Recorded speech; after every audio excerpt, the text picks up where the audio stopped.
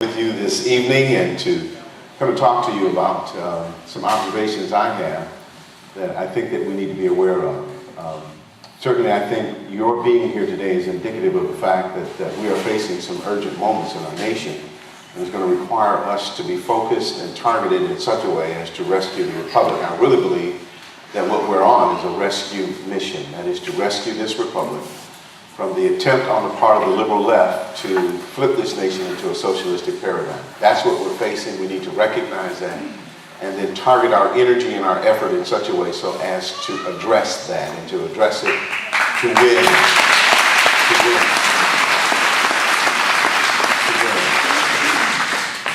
The threat, and we need to talk about these in very concrete and clear terms. I think as a candidate, I don't fit the mold of a usual candidate. I'm not trying to be politically correct here. In fact, I'm doing everything I can to avoid political correctness.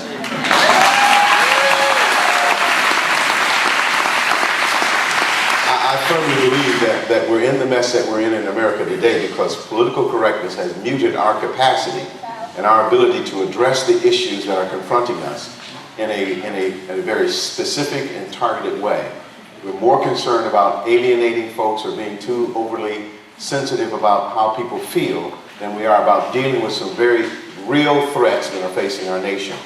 And the threats as I see them are three. Is one that's targeted against our Judeo-Christian heritage, against our founding principles, and against the Constitution of this great land. Those three things are for real. And we're facing a threat in those areas. I'm a conservative candidate. I believe in fiscal responsibility, limited government. I believe in returning honor back to government, and I believe that that's very important for us to do that. But I don't want to talk about those issues right now. I think most of you, if you go to my website, you'll find that would be true. And I would be sort of redundant in saying some of the same things that Bill had to say. Right. Sorry. I didn't mean to interrupt. That's okay. Sorry, I didn't want to be redundant. He came up anyway. But so I want to take a moment. I really want to take a moment and just honestly talk to you just for a moment tonight. Many of you know who I am and what I stand for. You've heard me speak before, but I want to take a moment because I want you to recognize that we are facing a very tumultuous time in our nation's history. And there is a conflict of an ideological conflict, an idea struggle that's happening in America today.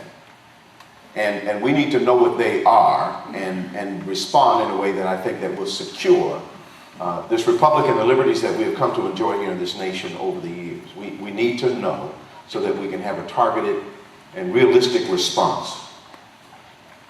And so I'm going to take a few moments to be honest with you and just sort of lay it out on the line. Many of us have observed over the last couple of weeks what took place in Delaware.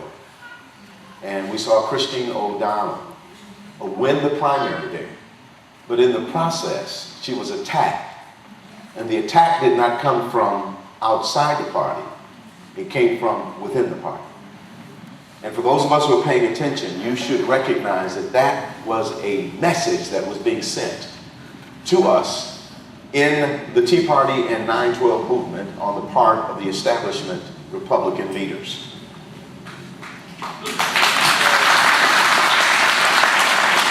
They have sent a message to us.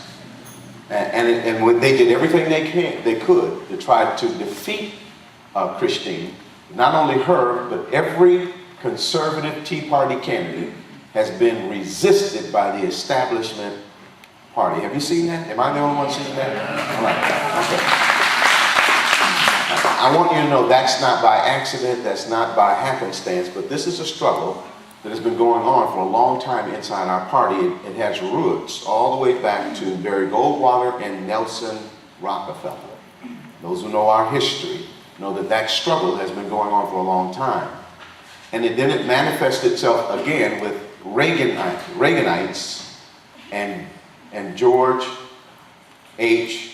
Bush. Two ideological ideas that are struggling for control of the Republican Party.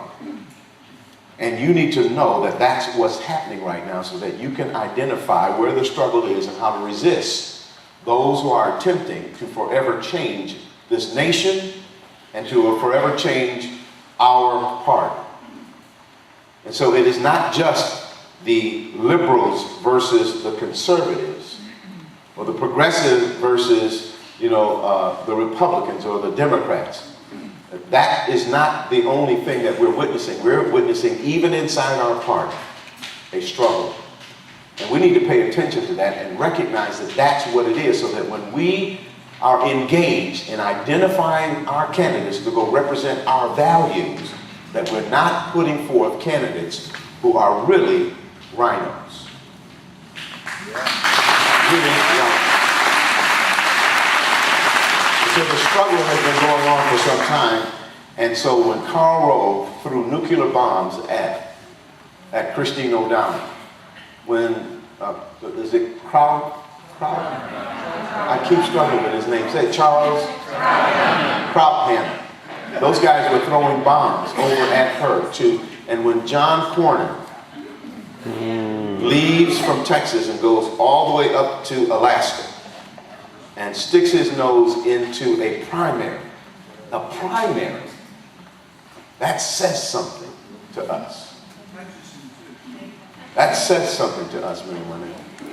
And what they are saying is that we cannot control these conservative constitutionalists, so we need to defeat them.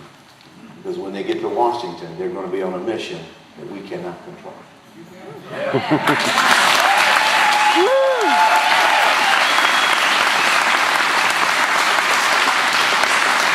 If you want to understand it, and I think you should understand it, you should get Tom Hawkins' book called Bringing America Home. And he outlines the struggle between the neoconservatives versus the Reagan conservatives. I am a Reagan conservative.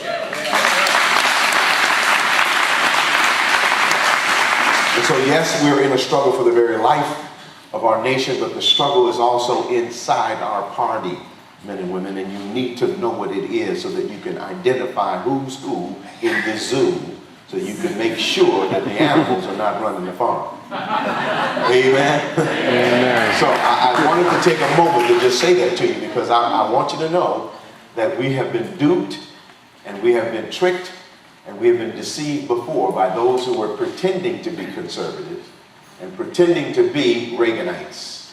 And we got 8 years of expanded government and more spending than even the Democrats were doing. That's what we got. And they were neocons, neoconservative. They were not conservative. A neoconservative believes in big government as long as the conservatives are driving the wheel. They don't care about, they believe in expanding government. That violates everything that you and I have come to know to be true. We believe in limited government. We believe in fiscal responsibility. These guys, they cut taxes. They cut the taxes, but at the same time, they were expanding the government. And you got to go back and you got to look at it. And you got to recognize what it is that we are facing, because the deception has to stop. It has to stop.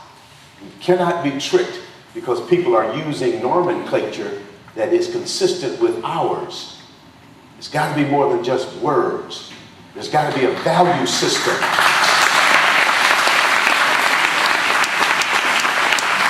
A value system that evidences itself in the practice of the individual. Look, I'm not going to make any promises up here about anything other than when I go to Washington, I will be doing this. I will be legislating and making policies through the grid of the Constitution. It will inform my actions, and it should inform every one of those elected officials' actions in Washington, D.C., but it's not always the case. And here's the other thing that we need to recognize, men and women, that when we raise our hand and say we swear to uphold the Constitution and we don't do it, what is that? It's treason. That's what that is. That's serious business. It's treason.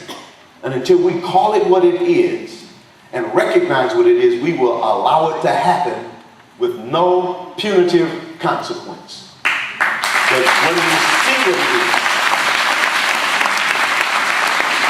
when we see what it is, and know what it is, we'll know how to respond to it.